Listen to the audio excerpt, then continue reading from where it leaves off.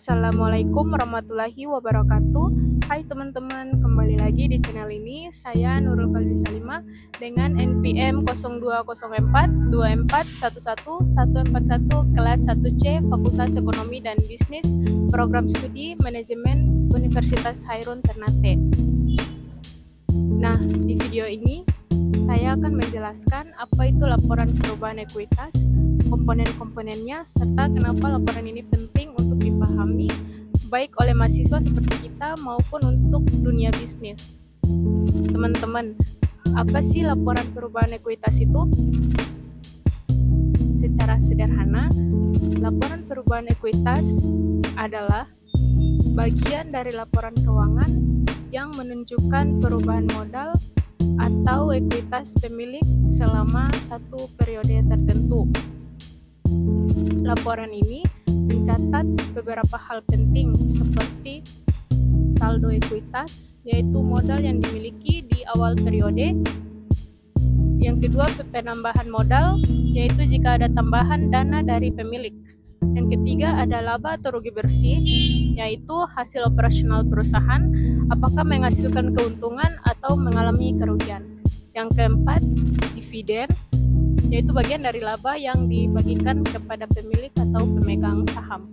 Dan yang kelima yaitu saldo akhir ekuitas, yaitu jumlah modal setelah semua perubahan dihitung. Nah, laporan ini membantu kita melihat bagaimana perusahaan mengelola modalnya selama periode tertentu. Kenapa laporan perubahan ekuitas ini penting? Laporan ini bukan hanya sekedar angka, tapi juga memberikan banyak informasi yang berguna. Berikut alasannya. Yang pertama, menggambarkan kondisi keuangan perusahaan. Ini menunjukkan apakah modal perusahaan bertambah atau berkurang. Yang kedua, menjelaskan penggunaan laba. Kita bisa melihat bagaimana laba digunakan. Apakah untuk menambah modal, membayar dividen, atau investasi lainnya. Yang ketiga, membantu pengambilan keputusan untuk pemilik bisnis, manajer, atau bahkan investor. Laporan ini memberikan gambaran penting tentang kinerja perusahaan.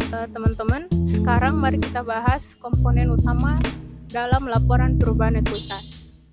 Yang pertama, saldo awal ekuitas. Ini adalah modal yang dimiliki awal periode. Biasanya diambil dari laporan neraca periode sebelumnya. Yang kedua, penambahan modal pemilik. Jika pemilik menambahkan investasi baru, jumlah ini dicatat di bagian ini. Yang ketiga, laba atau rugi bersih, yaitu hasil dari aktivitas operasional perusahaan. Laba bersih akan menambah ekuitas, sedangkan rugi bersih akan menguranginya. Dan yang keempat, dividen. Dividen adalah laba yang dibagikan kepada pemilik atau pemegang saham. Dividen ini mengurangi saldo ekuitas. Dan yang kelima, yaitu saldo akhir ekuitas. Setelah semua elemen dihitung, saldo akhir ekuitas menunjukkan jumlah modal di akhir periode. Komponen-komponen ini memberikan gambaran jelas tentang bagaimana ekuitas perusahaan berubah. Berikut adalah beberapa tips untuk teman-teman agar lebih mudah memahami laporan perubahan ekuitas. Pertama yaitu perhatikan perubahan saldo ekuitas, apakah modal bertambah atau berkurang. Ini menggambarkan performa perusahaan. Tips yang kedua, cek alokasi laba.